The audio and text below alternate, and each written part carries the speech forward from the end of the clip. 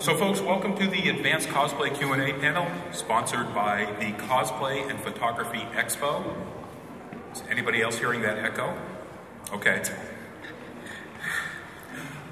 The Cosplay and Photography Expo is something put on by the website and YouTube channel Nerd Caliber. I'm Rodney Brown. I'm the editor-in-chief of Nerd Caliber.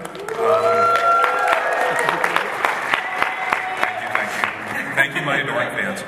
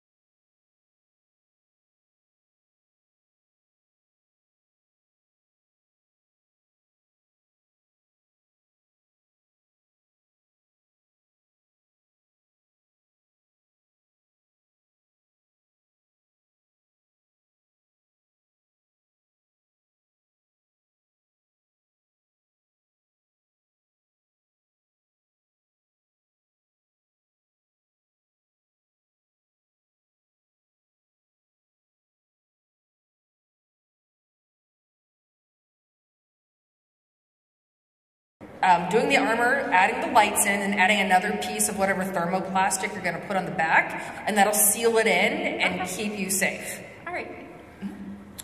Now, Zoofius, do you have an idea for something that might be a little bit more advanced? More advanced, you can. I mean, granted, the holiday lights actually do work really, really well. And even when you do a lighting package, and actually, BelleChere Cosplay here does a lot of lighting too, you can use any type of LEDs. You can find them online. You could go to any Radio Shacks that still exist, things like that. LEDs don't use much power at all, very, very low amperage. And so when you're producing a lighting system using LEDs, you generally can do everything with no more than a couple AA's or maybe a 9-volt battery. And so when you're working with only a few AA's in a battery pack and you have that clipped in like a belt clip or something or on your back, there's not enough power in there to be able to burn you. Okay. Yeah, it's not like you're working with, 120 AC coming out of the wall. You don't have to worry about that. I have heard stories of people burning themselves, though, so it's a legitimate concern. Yeah. I can tell you about an armor that an Iron Man cosplayer made with a glove. Lit up the repulsor, and for whatever reason, his wiring wasn't right, and even though he had a 9-volt battery, there was a spot that did actually cause a short, and he wound up with a burn, which he left on there for the entire day because he's dedicated to cosplay, as you all are. Anyway, did we answer your question? Yes, thank you. Thank you very much. And Lodine Cosplay! No, that's Link. Oh, no, that is Link. Sorry. And of course, having identified you that far away, everybody watches you walk up. I won the parking games. Yay! Got such a good spot. Victor in the parking games. Microphones are really sensitive. All right, next. Hi, my name is David from Death Blossom Cosplay, and my main question is on finishing with painting. I do a lot of foam armor work, and I've noticed that over 2 or 3 cons, I'm getting a ton of cracking, and I've tried painting things when it's completely formed, but even then, the give and take of pulling it on, pulling it off is starting to crack. What's the best way to prevent that type of cracking? What type of sealing do you do on the foam? Right now, I'm only using like Plastidip on the front layer, and then like on some pieces, it has a varnish. I would honestly recommend or looking into the Epsilon sealer, like the 3D printer sealer, the Epsilon. Kevin, what's the name? There's Epsilon Pro, which is a more of a flexible coating, and then the standard Epsilon 10 and 20, which is more of a hard resin. It's like a resin coating. Another one, if you're doing like a insulation foam, the pink foam from Home Depot, you can coat that with XTC 3D from Smooth On. But do you want these to be flexible pieces? Because somewhat flexible. Epsilon Pro. Epsilon Pro will be flexible, and the other ones will not be. And what this does is this seals up and gives you the perfect canvas. And then I recommend for paints, it's very pricey choice, but I prefer UV-resistant enamels. Okay. You can get them at Home Depot or through customcars.com, and you have to use an airbrush system and a ventilator, then you clear coat it, and that way it's going to harden and leave a nice shine, and it's going to be chip resistant. When I've painted EVA foam, I've used balloon latex paint, which remains flexible. Anything that's latex will remain flexible on you. So if you're looking for to retain flexibility in EVA armor, go with something with latex in it. I just recently, back that up. I just recently found out about Quick Seal Plus. You can get it at Home Depot. Comes in a tube, kind of looks like caulking. You just smooth it out with like a trowel or a putty knife, and it gives it a really nice latex rubber coating. Works pretty great on edges as well.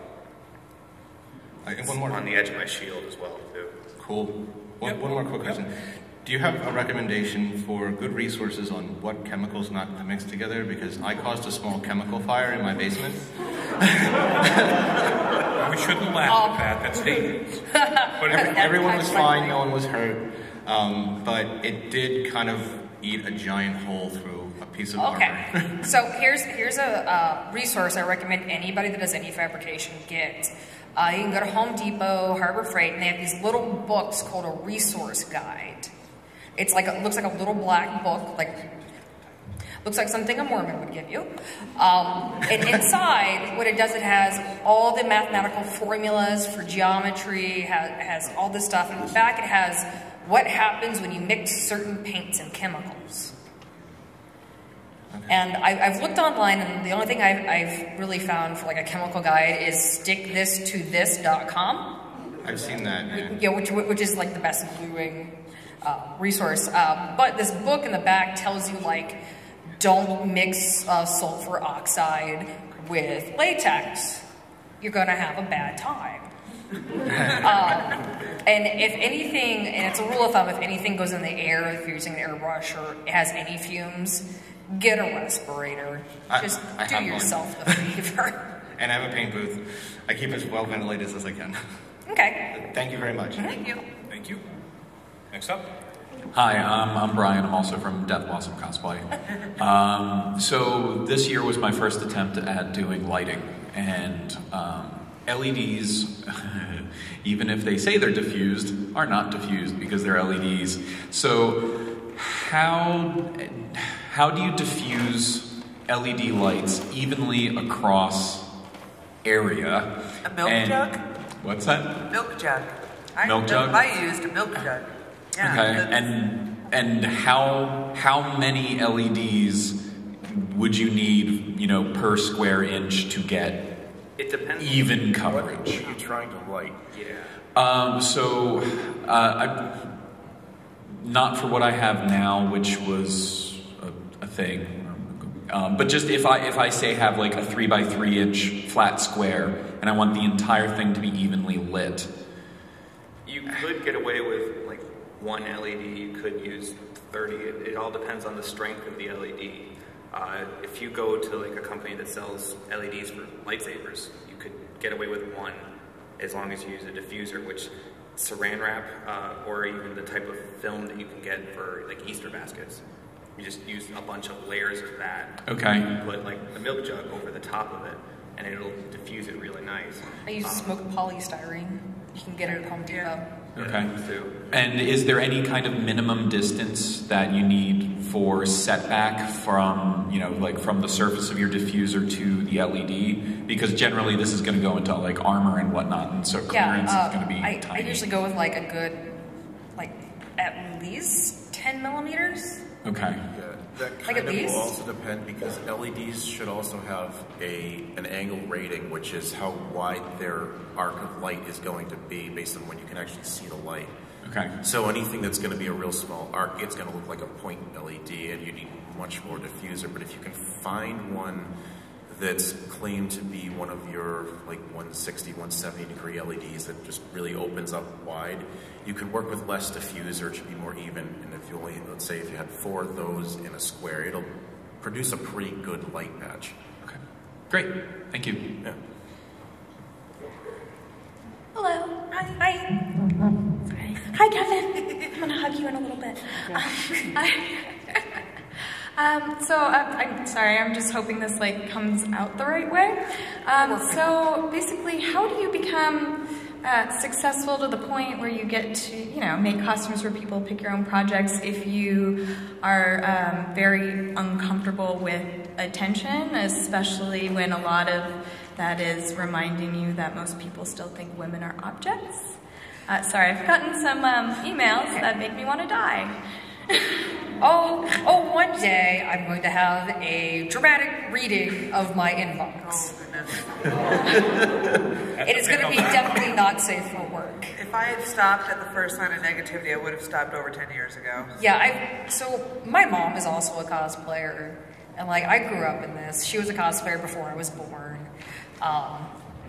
I started cosplaying pretty young. I got out of it, got back into it later after I'd finished like my college education, and wow, people are still buttholes.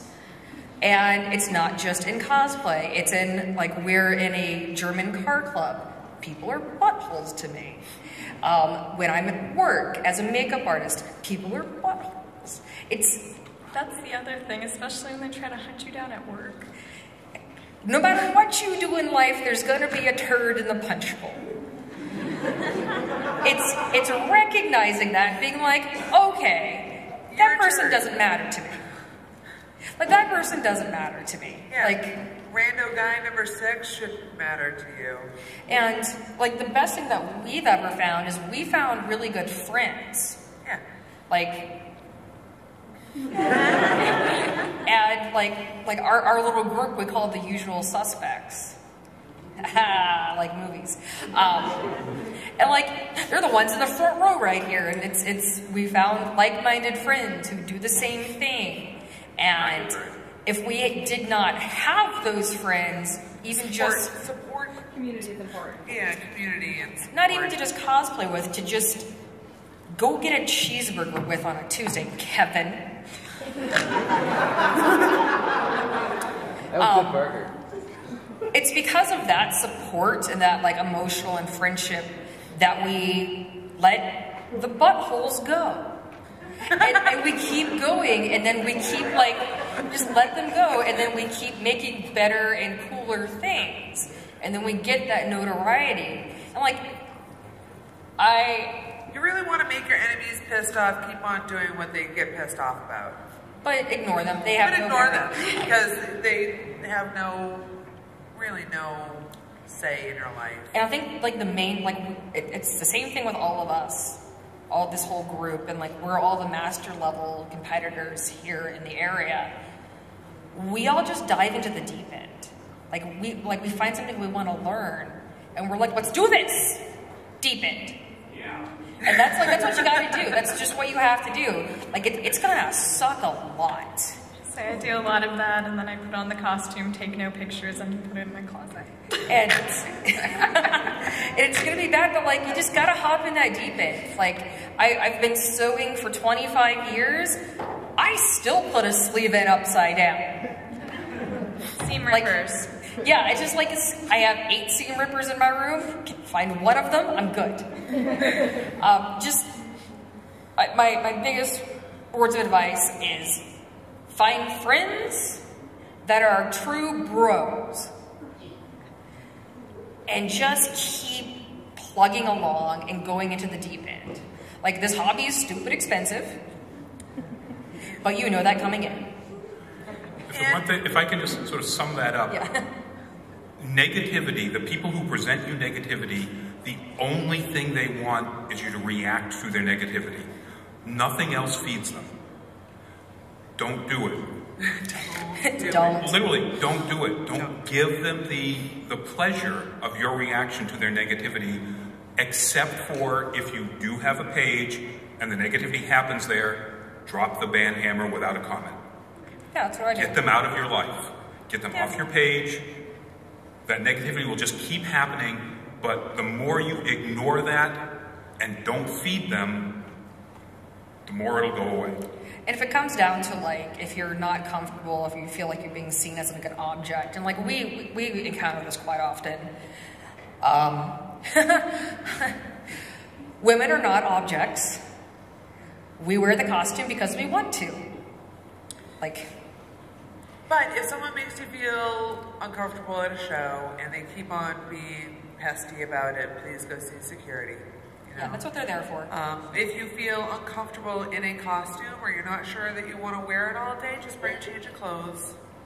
Or, like, I have a bunch of costumes that are very scantily clad, but I never wear them at conventions. Like, it's just for a photo shoot, and then I'm like, proof I made it. You gotta say, that's and I put it away. And then at the convention, I just wear a onesie. Hope that helped you. Definitely. Thank you, guys.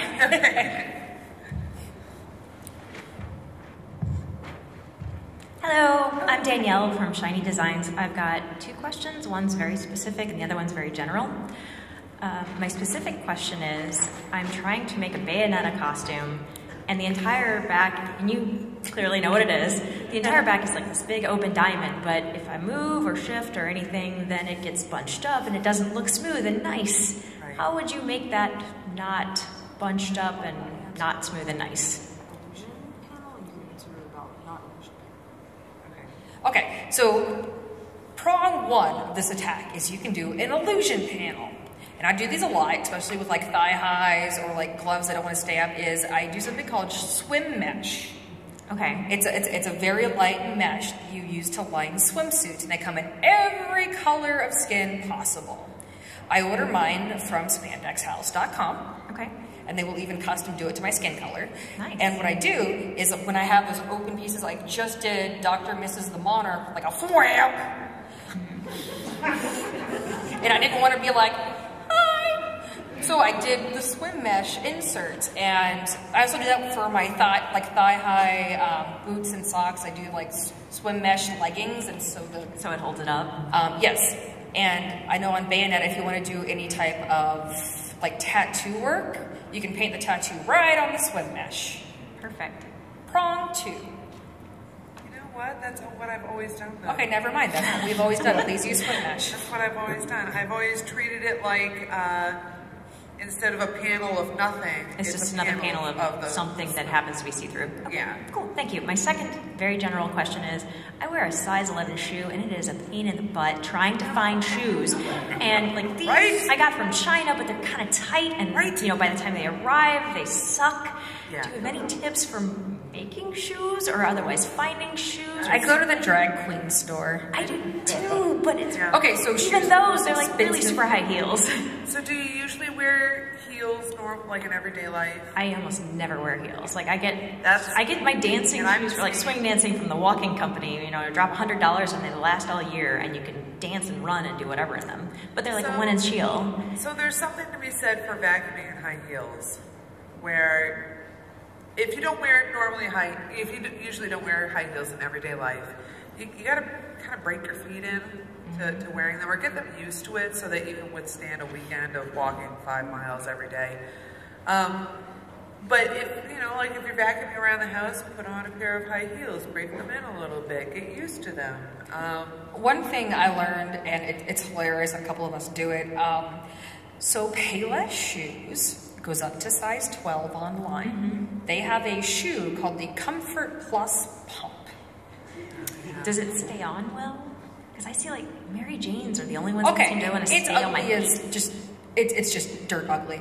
Okay. But they're perfect for boot covers. Okay. Like I've used the same pair of high heels from this exact line, and they're super cushion. They're women's dress heels from the military. Yeah. That's what these are. Comfort Plus? Comfort Plus pumps on Payless. And they come in a bunch of different colors, so just get your skin tone. And I have made boot covers for them for pretty much 1 out of there's like 3 costumes that don't have this shoe. 4 out of 5 costumes, I would say. I use boot covers on the same shoe in the boot cover rather than buying $50 plus boots for every costume. Yeah, it's expensive. Yeah. And my boyfriend would probably cry if I don't ask Link how you did your chainmail. I bought it from a guy named Pendragon Chainmail. Do you just have it just on the edges? And then it's sewn on to the chain.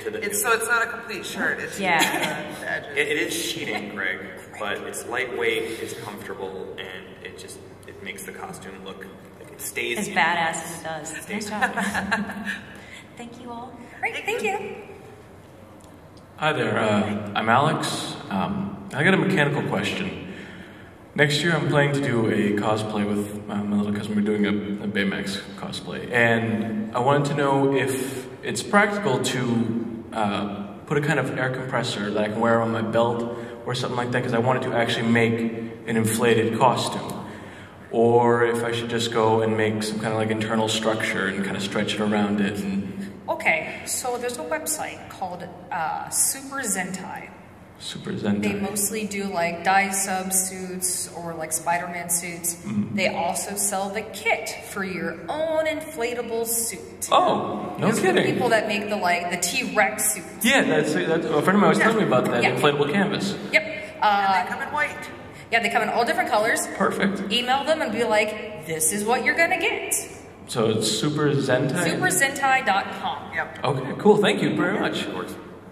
Also, 1-800-COSTUME, or what is it? CostumesForSale.com also does it. Okay, thank you. Hi, I have 2 questions. Do you And you are? Oh, my name's Chris. I'm from New York City, or Tails today. You guys kind of touched on this earlier with the LED question, but specifically I'm trying to light up a pair of steampunk goggles that I have. And where would I saw like a tutorial where they said to use like a CR battery and an actual individual LED, but it doesn't have a switch. So I wanted to know if you guys had a different idea about how to do something like that. You want to light like around? No, the inside. Like I don't need to see through them anymore, but I want them to be lighted from the inside going out. From the inside going out. You can do that with EL wire. If you want, that'd be simple. You can hide the battery pack somewhere, or you can do it with the CR battery. If you do, you can add a switch if you want. It's not that difficult to solder in, just a light switch. Yeah, it's if you want to add a switch to a micro switch. You just have to only cut one wire and then put a switch in between your 2 ends of wire that you just cut, so that your switch is opening and closing the circuit will turn on and off the lights. Now you said you wanted to light it so going out, like the goggles will be up on your head, not over your eyes. So it's just good. They kind of just light up the eyelet in there. So you're just trying to have LEDs that are within there, and so they kind of glow. Yes. Yeah, EL wire would do it, but the only problem with EL wire is that the entire string lights. And if you break the string, it stops lighting. They come in different lengths though, so you could actually just rim the line of the goggles so it looks like it's glowing from inside the goggle and you can't see the light source itself. Okay, and just like attach the battery pack to the back. Yeah, the EL wire usually has a little bit larger pack though. A CR button battery isn't going to be strong enough to run that inverter. At least not that I've seen. The one I have is it's a 3-volt. The EL wire, EL wire just runs on a 3-volt battery pack. So 2 AA batteries. So you can change that to 2 CR batteries if you want. You just have to do a little bit of a little bit low amperage or low lasting power versus it won't last long enough. What's the verdict, guys? The verdict, you can look up EL wire, like EL. It's electroluminescent wire. You can order in different lengths, and they come with connectors that you can connect to a battery pack that has the on-off switch. That'd probably be your best bet.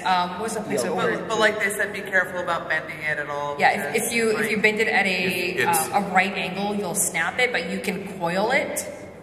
It's what a lot of people use on like the Final Fantasy 13 costumes. Okay. If you've seen where it looks like there's just a line of light down, like a Tron costume kind of, that's usually EL wire. And you can get them in any that's color.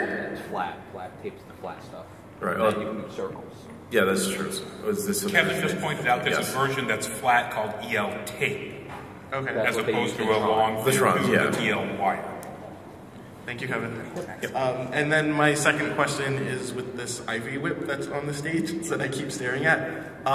What type of wiring did you use for that? Because I'm assuming that you can hold it up and it's going to like not move too much. Yeah, it's posable. It's coil conduit. It's coil conduit wire. You just buy it right at Home Depot. It's what you would normally run AC wire through. It's electrical conduit for buildings. Home Depot's your best friend. It's posable. It's like armature wire. It's very posable. And then the different blade segments are made with industrial foam, the insulation foam rather, and covered with ABS plastic. And then the super, super shiny tape. And then this is just a dowel and more insulation foam carved to the shape. Cool. Thank you. Thank you. Trash. Yeah, right? Yeah, you can find coil conduit in dumpsters, really. Stop, just die. Okay. Yeah. Hi, I'm Barbara, and I have hopefully a couple of quickish questions. Where do you buy leather? Leather? Yeah. So, the easiest answer is Tandy Leather. Okay. The best answer is Herman Oaks. Herman Oaks.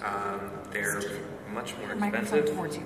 They're much more expensive, but they're better quality and they're better for tooling. Okay. They'll hold dye a lot better too.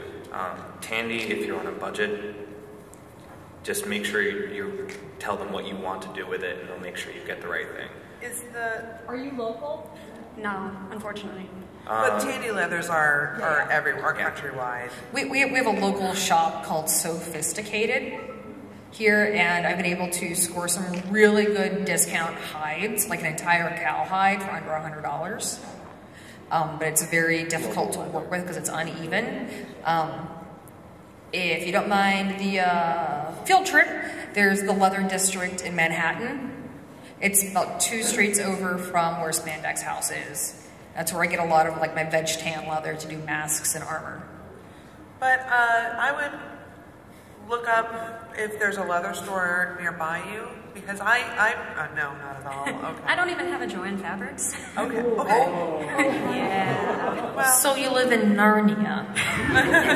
basically. Tandy can be found in some pretty odd places. The folks at Tandy Leather, they will ship, and I find the people at Tandy Leather to be wildly helpful.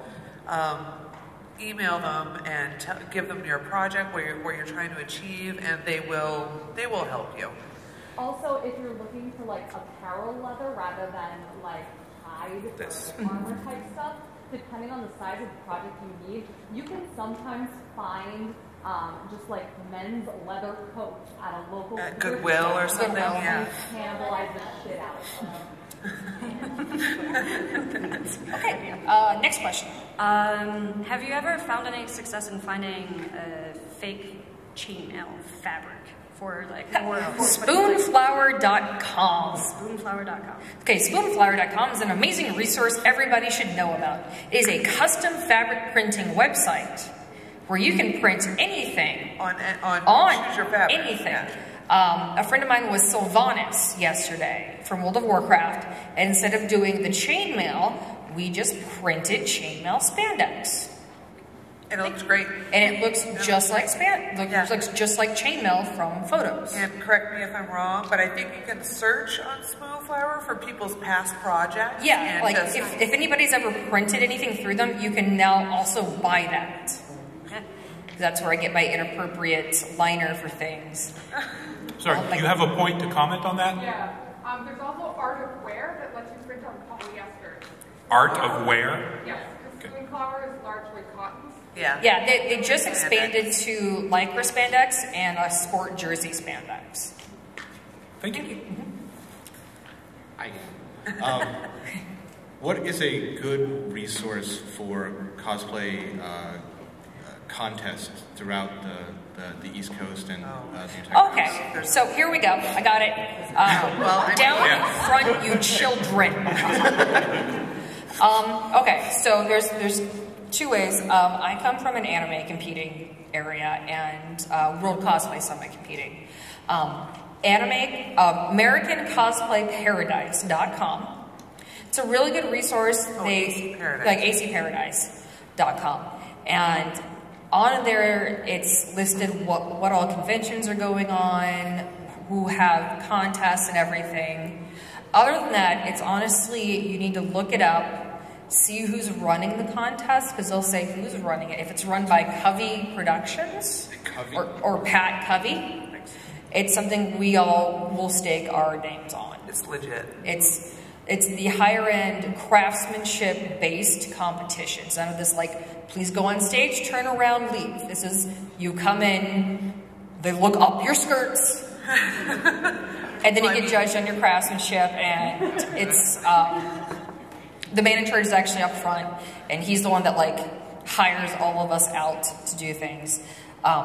Be very careful if it has the word wizard in it, one. That's the only one we've been in. Yeah, don't. You learned your lesson.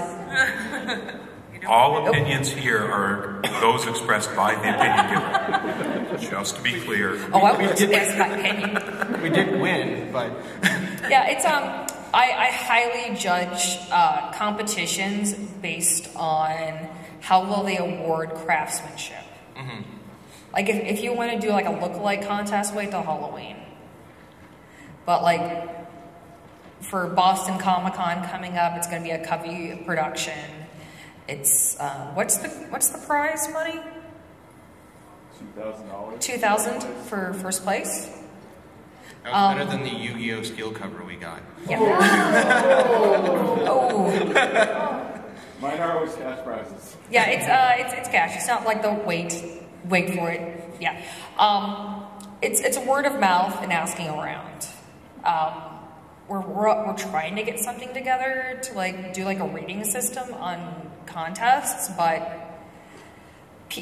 what people don't understand is most people who run contests are volunteers. So their like investment in a contest is pretty much like, I don't have time this semester, bye. And then it changes hands to somebody completely different with a different process. Only comic book conventions do money prizes, anime conventions, lucky if you get a ribbon, because there's no money in that, no budget. Word of mouth. Okay. Thank you very much. Hey guys, my name's Josh. Hi, Josh. I really hope that this isn't a dumb question. I just started doing wiring in some of my costumes. I've only done basic lighting, but I have a mask that I put a voice like distorter in. The only thing is it's basically what came out of a toy that I put into a mask and I added a switch to and some lights, but I'm not able to change the volume on it, and I need to be able to get like a much higher volume to be able to get through the mask.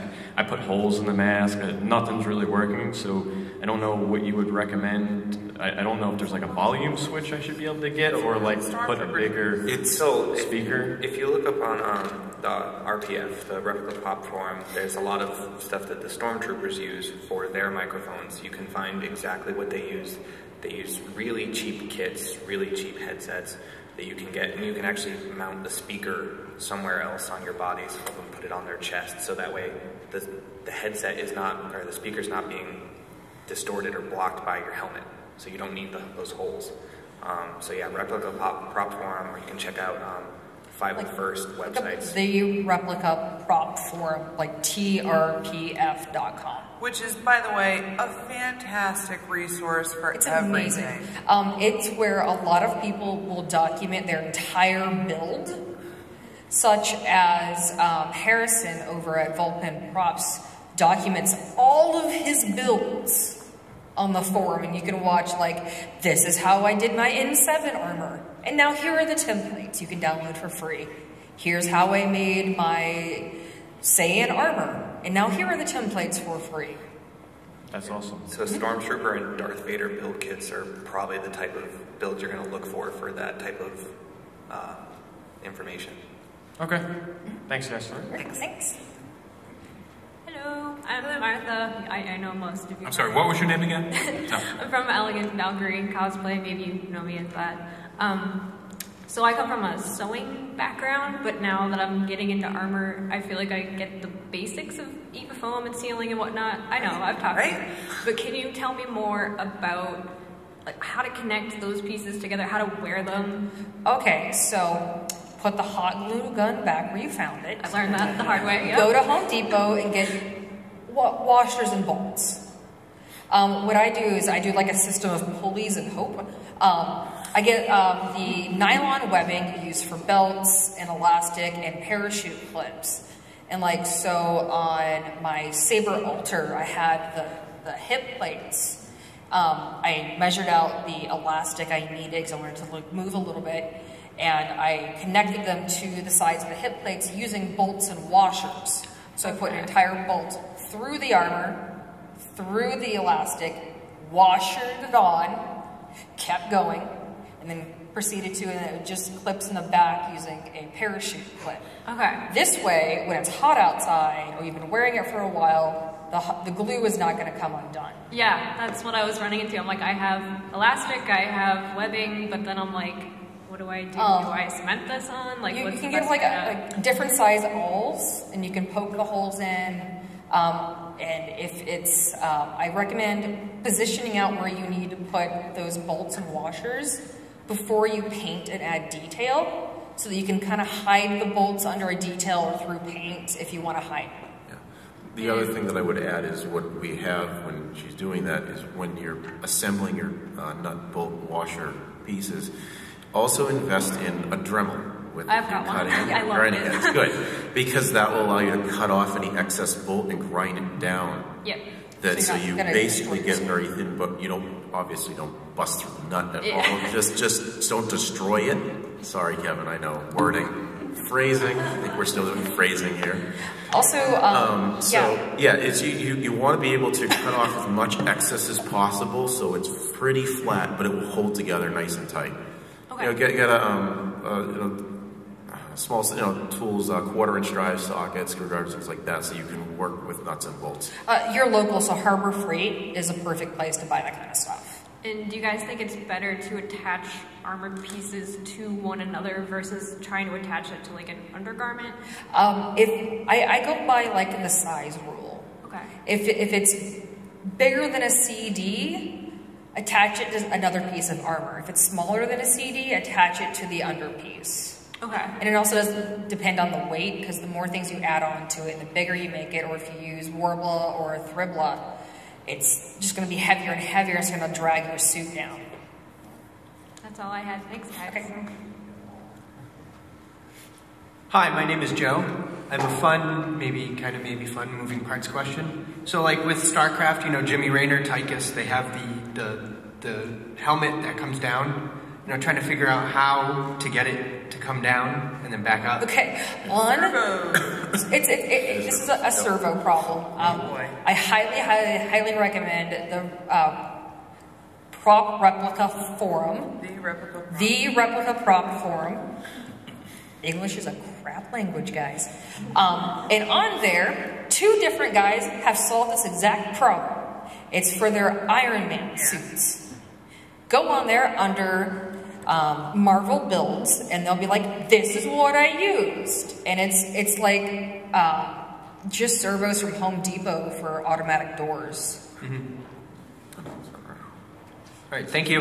Servos are complicated. Yes, servos are like very frustrating. They're the single most frustrating things in the world. Have fun. Get some tequila. Thank you again. Well, I was going to say, I'm not sure if they would come from Home Depot on that one, but are you local to this area? That's really, yes. You are. Down on 95 towards, let's see here, I think the Dedham area. Do you know Fry's Electronics? Yes. That's probably where you're going to want to look for if you want to be able to look at servos up and close before you, because if you don't want to go on order on the internet before you can have it in hand. Fry's Electronics is also really good. That's kind of like what would take place as Radio Shack disappears. All right, thank you. Yep. Hi there, my name is Jennifer. I've run the Dangerous Ladies for 10 years, and 2.5 years ago we turned it into a business. And yay! And I also work for Henchman Props these days. So, my question is, what was your biggest challenges moving from hobbyists to professionals? Thinking I'm a professional. Now, panelists, before you get into this, we're 14 minutes away. Oh. Yes, we are. Biggest challenge of what? Going from hobby to professional. Oh. Okay. Quick answers. Valuing myself and my time and my money. Value your craft, value yourself, value your worth. Learning that I'm going to be the only advocate for my work and value. Learning how to bill somebody and be like, here's the bill. I don't care if we're friends. Pay up. Yeah, it's learning that my time and effort has a value. I work professionally as a seamstress and as a stylist. And the first day I got like an adult paycheck, I was like, huh? And I'm like, no, this is what your work is worth. And I'm like, It is what my work is worth. that and learning the legalese and tax forms. Right. It's that little extra thing of filling out the business forms you need to get your tax numbers in, and knowing legally what you can and can't do as a recreation artist. I went to law school. I had to learn these things. Awesome. Yeah, so for me, it's to this day, it's setting my worth and actually following through with what I'm worth. That's been the biggest problem for me. This is still a hobby for me, so that's where I'm at. Casuals. All right. Thank you very much. Hello, I'm Melissa, and I'm going to be generic girl here. I just want to know what your favorite projects were and why. Well, I mean, obviously. Specifically why. So, what you see up there is what I won New York Comic Con with recently. I handmade so many yards of lace. I hand crocheted my lace using 18 karat gold filament. I embroidered so many yards of little tiny snowflakes on the placket of my skirt using 18 karat gold filament.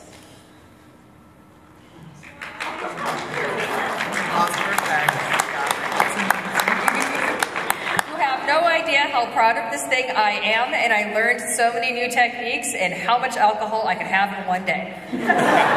All important things. And I also learned how to stick up for myself when people are butts.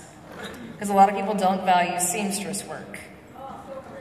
And having to learn that, your opinion doesn't matter.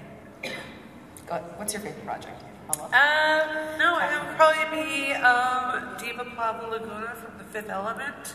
And I tried to make myself as tall as she appears in the movie. So I had like platforms on this big, and then the prosthetic up here was also a foot tall over my head. So it was a project that it was a dream project, but I didn't have a lot of faith in how it turned out. So thankfully I had a good support network that pushed me out of the hotel room. Literally. And sure enough, people seemed to really, really, really love it. So I just love that scene so much. I love that. I love that movie. Okay. We're nerds. Mine's Assassin Link. It's what I won Boston Comic Con Journeyman with. And it's just almost 200 hours of work. It's mostly leather work. It is my biggest stitching project. It was also the bane of my existence for a few months. I'm glad it's done, and it looks amazing. So I feel like a badass, for lack of a better word, when I'm wearing it. So that's why it's my favorite. Actually, it's confusing. What was your most challenging wiring project? Yeah. Wiring project. Let's see. A car? Early on. Well, in cosplay, yes. A BMW, sure. But I mean, aside, changing an engine in a brand new Fusion. Oh, was it Nahelenia's wig? Which one? The Nahelenia's wig? The Nahelenia wig was interesting, because I didn't want to do what I did to get the wig to light, because we wanted to put I wanted to use 10 ultraviolet LEDs in a Queen Nahelenia wig all the way down to the bottom of the wig, and she had already created the wig, which was, a good 4.5. No, that thing went to the floor. I made a mistake. The problem was, because I wasn't going to I wasn't going to go parallel circuits down every single one to this. I knew I needed a lot of voltage to do it, and I actually ended up having to wire up a 36-volt pack using 9-volt batteries, all in series. This was in a wig. And keep this up at the top of the wig, because I had to make it as light as possible with as many volts as possible. I have 10 LEDs about 5 feet away. And then the LEDs had fiber optics attached to them, so it looked like the ends of the wig each one had were fiber lighting up. strands that were then stuck onto those. So it I was go just hard. there was ultraviolet light coming out everywhere. This gets back to the very first question: fire hazard, folks. That's why I was afraid to do it, but did a lot of installation so that we did not have a problem. And That's analysts, wonderful. Thank you shorter so much. answers still. Okay. Thank you, thank you. I'm going to try to get as many of these people. Hello.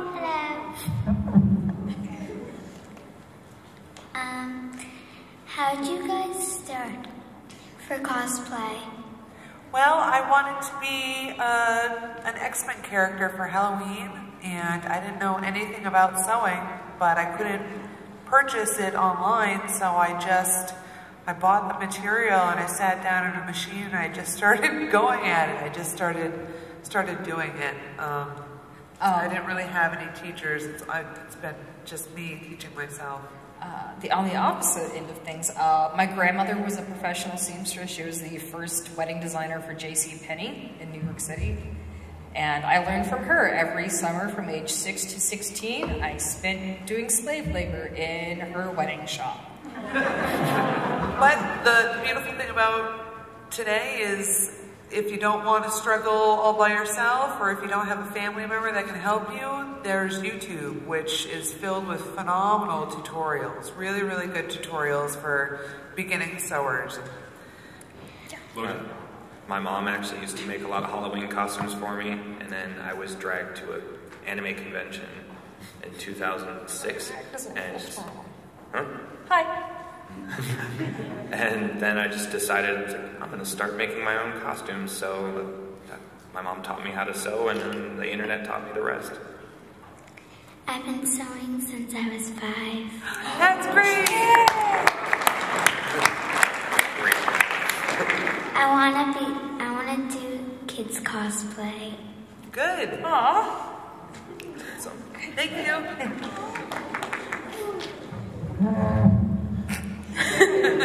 Hi, my name is Mary. I'm just a newbie cosplayer, new person. I have two kind of simpler questions, and then I have a really complicated question. So my first question is, if you want to drastically change your skin color, what kind of makeup do you use? Don't do it. Okay, it's okay. So if you're doing it to change your race, don't do it. If you're doing it because you want to be Sylvanas, Queen of the Night, right? A Banshee that's dressed in blue, right. I use airbrush, alcohol-based Endura body art paint. You can get it at artawigs.com. It's or kind Amazon. Or Amazon. And for like my facial, with a lot of like the Snow Queen I did for New York Comic Con, I lightened my skin tones. I got that like more albino look. I did a half and half mixture of Ben Nye white body foundation with my regular foundation. If you don't want to go the airbrush route, you shop at any theatrical makeup store, and also invest in barrier spray. Depends on whether your skin is dry or oily, whether you'll want cake or cream makeup. I tried cake, so I was Seducer from Powerpuff Girls yesterday, so I did the whole white everything, and cake makeup is really difficult to work with, so it was really blotchy, and then I tried to fill it in with grease makeup, and then it was peeling, and it was... I would never, I try and urge everyone away from grease paint. It's really not good for you. Yeah, it's, have you tried the Paradise? Yeah, that's the one I have. I just suck it. It's very, if you have any moisture in your skin, it's gonna go downhill. Yeah. If you want something a little less invasive than alcohol-based airbrush art, I recommend Ben Nye's Body Foundation. It can come in a stick or a liquid foundation, and it goes on pretty translucent. Just kind of layer it and layer it. If you look on my page, I have a Lamorta from Book of the Dead on there who I did the body paint for, and we just used like 2 layers of white Ben Nye foundation. I also have under my frequently asked questions section, how to do body paint. So, awesome, thank you. With lists and links and stuff like that. Thank you. Thank you, panelists. Yep. 1 sentence answers. Okay. 5 minutes. Yep. Oh, sorry, I had 2 more questions. We have a lot of people behind you. 1 more. Okay. We have 5 minutes left, guys. Okay, I'm having a really difficult time finding feathers in bulk. I need to... Rainbowfeathers.com. Okay, thank you. Hi, my name's Hunter. Just a quick question. Want to do a Horizon Zero Dawn cosplay. What would be the best material to get that thin armor coat that the robots would be made out of? Thin armor coat that Like for the armor platings they use? Use the super thin, like 2mm foam from Joann's and cover it in the new thermoplastic Thibra from artowigs.com. Very little sanding and very, very thin. Thibra. Thank you. Thibra. Thibra. Yeah. Hi, I'll make it quick. Gul'dan from World of Warcraft, bad posture, big spikes coming out of his back, and I want to make a slight hunch. How do you recommend going about making that hunch that can support the spikes and not hold him too much heat? Expanding foam with an internal wire cage. All right. Thank you. No, just a second. That one, please expand a little bit. You can make an internal wire cage using chicken wire from Home Depot. You can get an entire roll of it for $9.99, $10. And then you cover it with expanding foam, which is $4 a can. And it's called Great Stuff. Yeah, it's literally called Great Stuff. And it's Yeah. And then there you can paint it Spray and all over it, and then carve it however you want to, and paint it. Yeah, there you go. Yeah. Thank you. Okay, so I'm new to cosplay, and I really want to do Princess Allura from Voltron, and I don't know how to do it. Okay. Rule number 1, get reference materials. Okay. Number 2, find somebody who has also done the costume and look and see how they made it. Places to get contacts or wigs, possibly? With wigs, when you're first starting out, I highly recommend artowigs.com. I would recommend Amazon. Yeah. It's cheaper? Yeah, it is cheaper. It's much cheaper, better quality. Sometimes. All right, Or I if don't like you're wigs. into lace front wigs, wig is fashion. And there Also goes Artist Amazon. Kansas sponsoring Kate. Okay. Hi, I'm looking to make a pair of horns for a Canary cosplay, and I've heard 2 methods to do it is, you know, like to do like spirit gum on the forehead and stuff, or to sew it to a wig. What do you recommend? Okay, are you gonna have something over it like a hood? No. Okay, so you can either do a headband underneath your wig and use rare earth magnets under your horns attached to the headband. So you just go thwamp. And rare earth magnets, you can't find. I can't find them at Amazon.com. But it's on Amazon. Yeah. Michael's does not have them. They're discontinued. They have ceramic ones. Yeah, they're Amazon.com. Amazon. Rare earth That's the magnets. best way to do it, so you don't ruin a wig. And if you need to reposition the magnets, it's just super easy. Yeah, and you can bring it for travel. Yeah. Okay. Thank you. Okay, and we're done.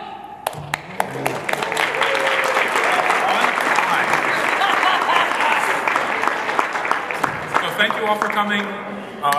Look up kate.nerdcaliber.com, the Cosplay Photography Expo, August 5th and 6th, Nashua, New Hampshire. If you want 2 whole days of this, that's the place to go. We'll have very specific panels like corset making, like body painting, Special effects makeup. Special effects makeup. Very specific panels. For different I have business cards up here if you want my information, but it's also Lucky Grim Creative everywhere. And same BelleChere. Thank you all for coming.